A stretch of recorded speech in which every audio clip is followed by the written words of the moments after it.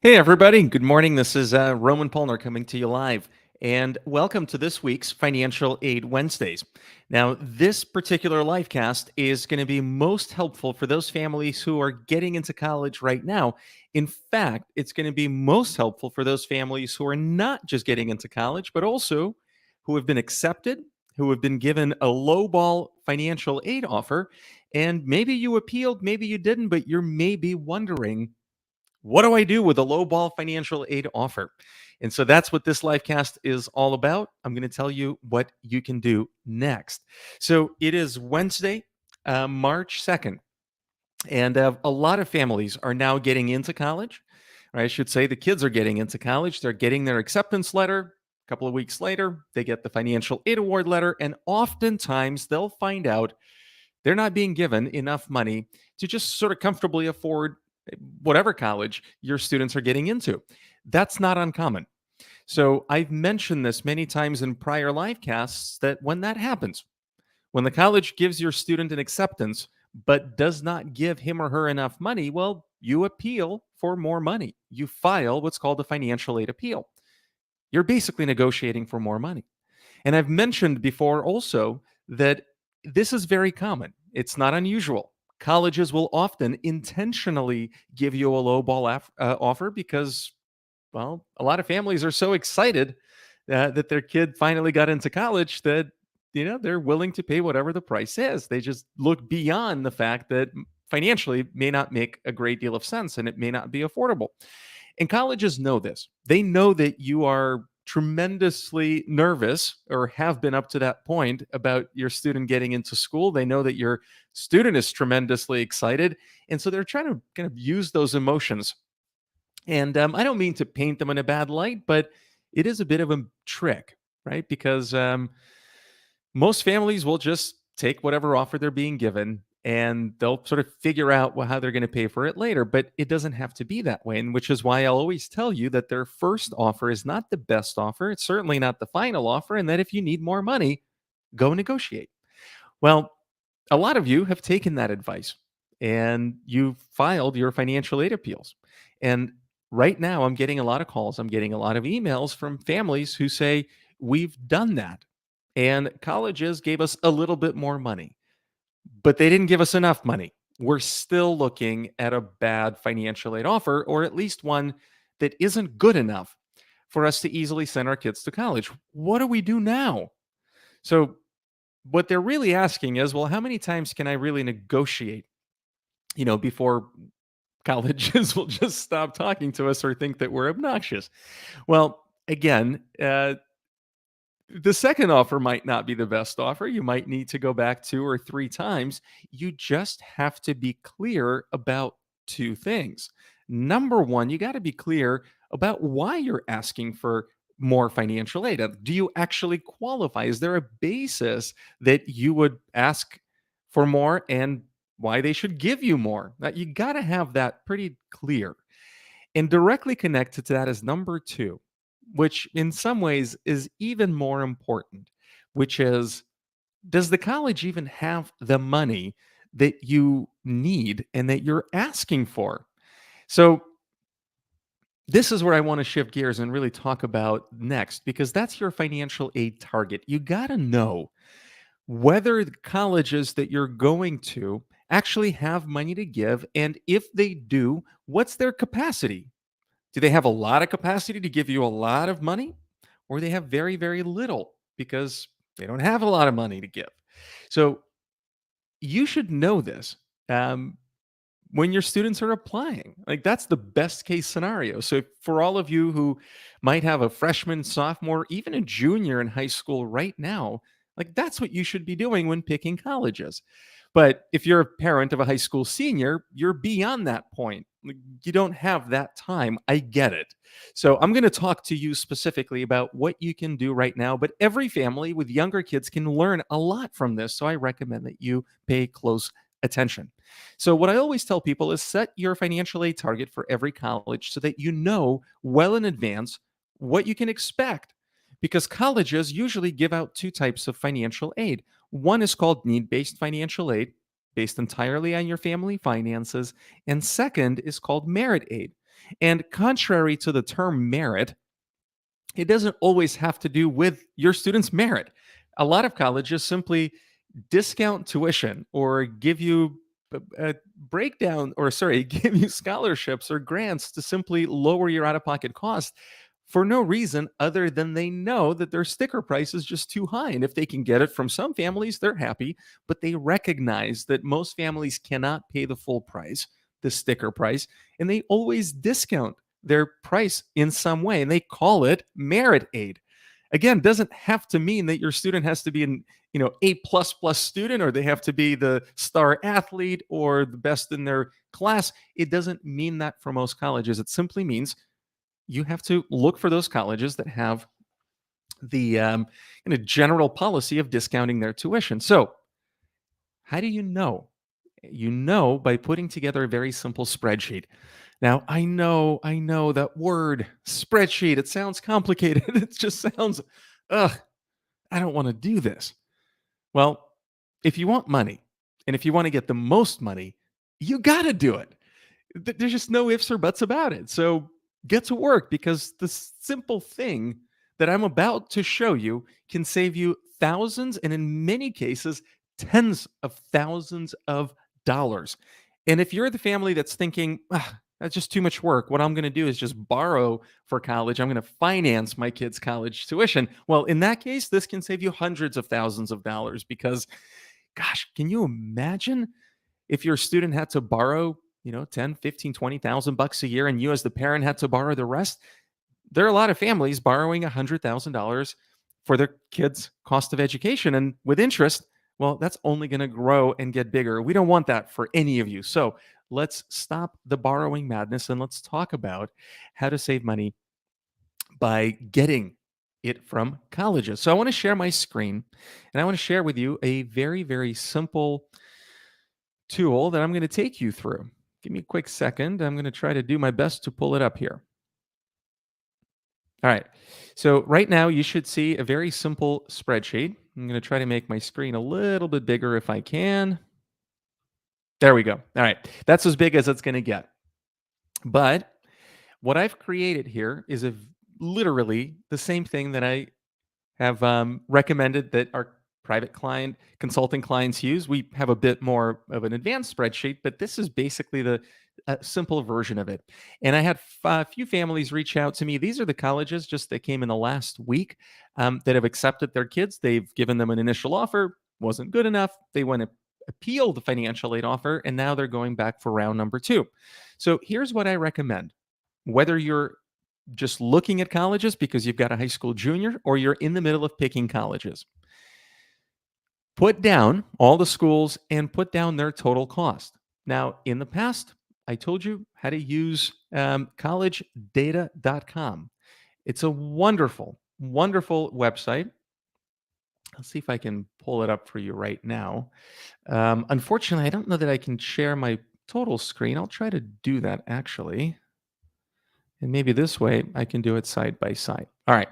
So hopefully you can see my entire screen. You see collegedata.com on the left, and you see the spreadsheet on the right. Let me take you through this. You find out the total cost by simply finding the college's name. Let's just say here's Tulane. Go to the third tab called Financials, and right here at the top, you've got the total cost. And if this is a state school, you're applying out of state, you can toggle between the two costs to get the one that will apply to you. So the total cost for Tulane is $77,664. So you'd put that right here in the cost section. Now, I've already done this for Syracuse, for Ithaca, for Elon, and for Ohio State. So I'll just save us the time. And yeah, that's not going to work. Here it is. So we have all of these costs for each one of these colleges. Now, the next thing you need to do is put down your expected family contribution. Now, this is something that you could have easily modeled before your student applied, or if you already applied and submitted your financial aid forms, just download what's called the student aid report of your FAFSA and you'll see what your expected family contribution is. So I'm going to just pick an example of a family whose expected family contribution is $50,000. And I'll just copy and paste that all across for each one of these schools. So the next step that you want to know for is, well, what do you qualify for? Or how much should you qualify for? Well, you just subtract the amount of your expected family contribution from the total cost of college, and you get the amount that you should qualify for. So let's just do that all across, and you'll see, obviously, the more expensive the school, the more aid you should qualify for, because the difference between your expected contribution, which is a relative constant, is the same, right? And then relative to the cost, you're going to be expected to pay the same, but the financial aid is going to be higher. Now, the next thing that you really need to understand is, well, how much financial aid does each of these colleges actually give? Because this is where the first kind of breakdown happens. Let me actually see if I have any questions here. By the way, if you've got any questions as I'm going through this, don't hesitate to ask. All right, no questions yet. So let's move this out of the way. Let's keep going. So, how do you know what college's financial award aid is? Well, you go down into the profile of last year's financial aid and you look for this section here. It says average percent of need met. In this case, for Tulane, it's 96%. So this is where you would put in 96%. Look at Syracuse. Again, look down into the last year's financial aid profile. It was 97%. You go down to Ithaca, that was 93. Again, all of these are really, really good. And these are real colleges of real families who are going through the financial aid appeal process right now. That's why I picked them. I got these five literally in the last, I don't know, 4 or 5 days, since probably end of last week. So here, Elon is 60%. And then last but not least, Ohio State, which is 74%. All right. So now that you know the amount of financial aid that these colleges award, all you have to do to figure out how much you can expect from these colleges, not what you qualify for, but how much you should expect, is to multiply whatever percent they actually award against what you qualify for. So, simple formula, we take what you qualify for, multiply that by the percentage of need met, and there you have it. Spread that across. Now you know exactly what you can potentially expect in the perfect outcome from each one of these colleges. Now, if you look at Ohio State, obviously doesn't you're not going to get a negative number. And the reason it says that is because your expected family contribution is higher than their cost of attendance. You're not going to be expected to pay 50 grand for a $40,000 school. It just means that you're not eligible for any financial aid. So we'll just put a zero. Now, what does this help us next? Because now that we know what the colleges cost, what your expected contribution is going to be, what the college's financial aid profile is, you now know what amount of financial aid to expect. And finally, you can figure out what are going to be your actual out of pocket cost expenses. So you do that by taking the total cost minus the amount of financial aid that you're aiming for. And that's going to give you your expected out of pocket cost. This is a really important number. And unfortunately, families get themselves into a bit of hot water by not doing this early enough when their kids were selecting colleges or even applying to colleges. Because if you had these numbers in front of you, even then, and if these numbers were way outside your budget, you might have looked for different colleges, or you might have encouraged your student to look at different colleges. But again, if you're a parent of a high school senior, you don't have that flexibility, potentially, unless they have lower cost schools on their list. So stay with me, because it's not game over yet. Because unfortunately, what happens right now is when you get your financial aid award letter, the colleges might be lowballing you. You might very well expect to receive, in this example, $26,500 of need based financial assistance. But that doesn't mean that Tulane, at this example, has to give you $26,557 of aid. They might, as it happened with this family, gave them less than what they should have qualified for. Doesn't mean Tulane's bad or they're pulling a fast one. That's just what they interpreted on the financial aid forms, and that's what they decided to offer. So that's why we filed a financial aid appeal. Now, the other thing that can happen is that you might very well get $26,500 from Tulane following our example. They might give you enough dollars. But the question is, did they give you the right dollars? Because colleges and the government consider loans and work study to be the same as tuition discounts, scholarships, or grants. But to you and to your student, the two things are very, very different because loans and work study is what's called self help. These are things that you either have to borrow and later pay back or your student has to work for. On the other hand, scholarships, tuition discounts, and grants, well, that's free money. That's money that you'd get that you don't have to pay back. You don't have to work for. This is money that literally reduces your out of pocket cost. So even if you get enough dollars of the financial aid packet, you want to make sure it's the right dollars, that you're getting free money or at least as much free money as possible. So, again, that's why when you get your first initial financial aid award, you want to know exactly what the college is capable of, what their kind of capacity is, so that you can evaluate whether you're getting a really good offer. And if not, go back and ask for more money or ask for better money. Make the best case that you can. Now, for some families, this might still be more money than they can comfortably afford out of pocket. You know what your college budget is. They don't. They just look at the things that you reported on the FAFSA or the CSS profile, which is not a complete picture of your life.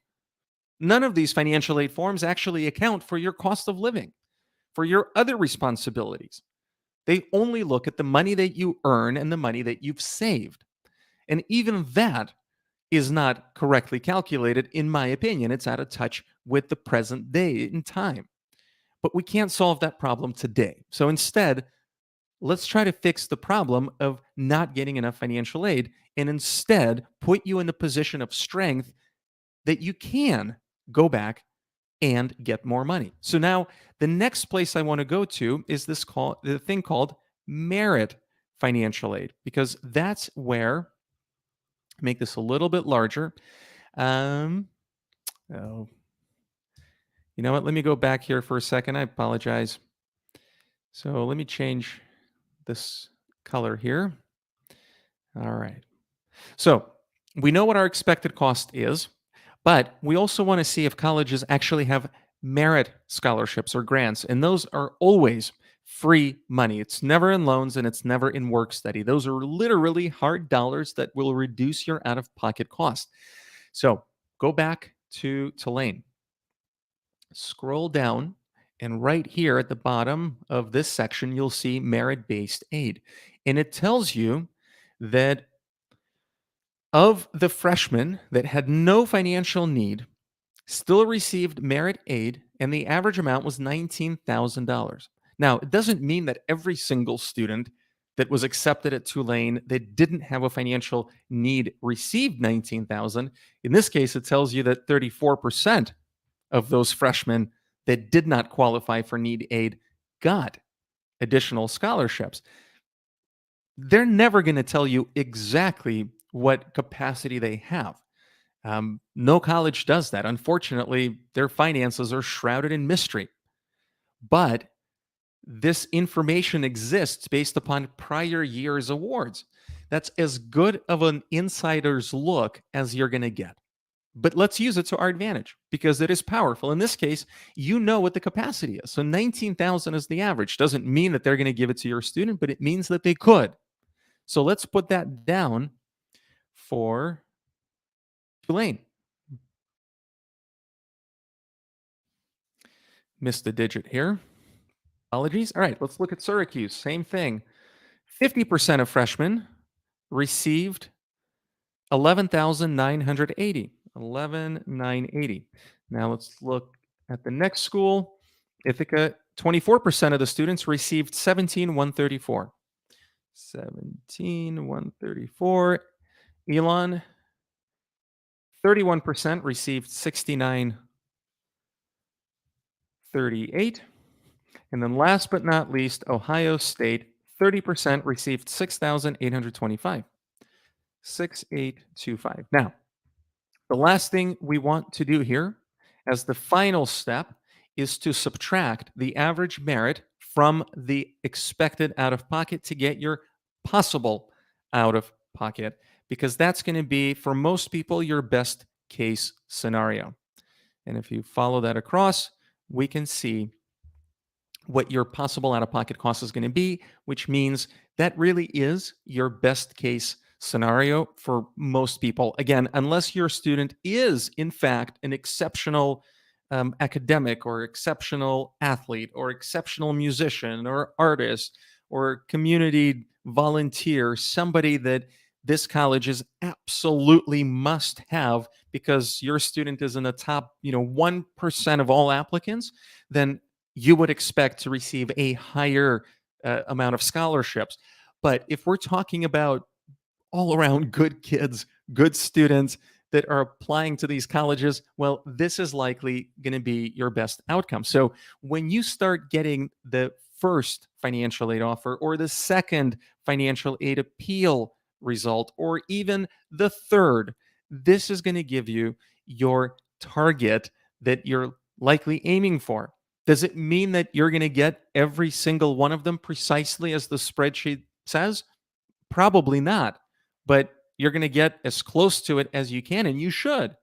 And if at the end of the day, you get to a place, sorry, let me just put my screen back on. And if at the end of the day, uh, they're just sort of digging their heels in and saying, we've given you the best offer that we can, well, that's when you have to make some pretty tough decisions, because if it's out of financial reach, you're going to still then at that point decide if it's worth to borrow or if it's worth to dig into your savings more, um, or if you just pick a lower cost college. Now, if you ask me, and a lot of families do ask me what I would do, I try to get emotions out of it, because I know, and I remember when I was applying to colleges, it is an incredibly emotional time for a student. It's an incredibly emotional time for parents. And as a parent now, I know that I personally feel guilt sometimes when it comes to money and my kids. Right? I always envisioned that I'd be able to give them certain things, and the reality is sometimes I can't. And while they're still younger, they're not college age yet, there are other things that I wish I could give them right now that I can't, and that makes me feel bad. A lot of families, a lot of parents whose kids are about to go to college or have gone through college have told me that they felt the same way when it came to college. So they emotionally just could not bear to tell their kids, sorry, we can't do this.